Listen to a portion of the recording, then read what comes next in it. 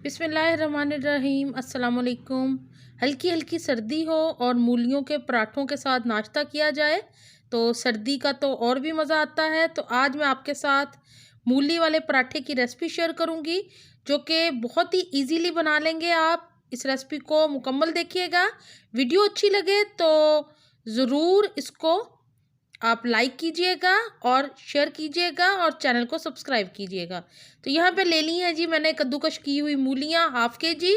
ये मूलियाँ कद्दूकश कर ली थी और इनका पानी हाथों से निचोड़ के सारा ड्राई कर दिया है।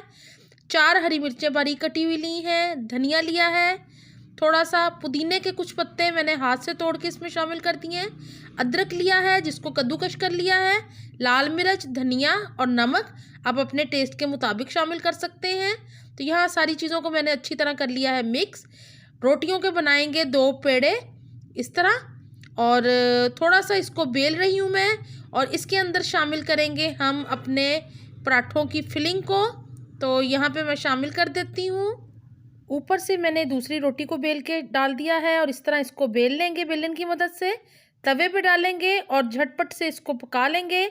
ऑयल या घी आप जो भी शामिल करना चाहें, मैंने यहाँ पे घी के अंदर इन पराठों को तैयार किया है और ये मज़ेदार से पराठे रेडी हो गए हैं खाने के लिए। पराठों को हमने साइड पे पलट दिया है और अब दूसरी साइड से भी इसी तरह इसको पका लेंगे जब तक ये अच्छे से क्रिस्पी नहीं हो जाता दोनों साइड से और इस तरह का सुनहरी सुनहरी पराठा तैयार नहीं हो जाता।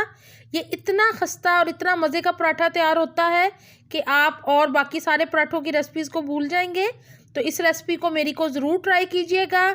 मुझे कमेंट बॉक्स में ज़रूर बताइएगा कि आपको रेसिपी कैसी लगी है और अगर आपने अभी तक मेरे चैनल को सब्सक्राइब नहीं किया तो चैनल को सब्सक्राइब ज़रूर कर लें और मुझे अपनी दुआओं में याद रखा करें। अपना बहुत ख्याल रखें। अल्लाह हाफिज़ और एंजॉय करें इस मज़ेदार से पराठे को।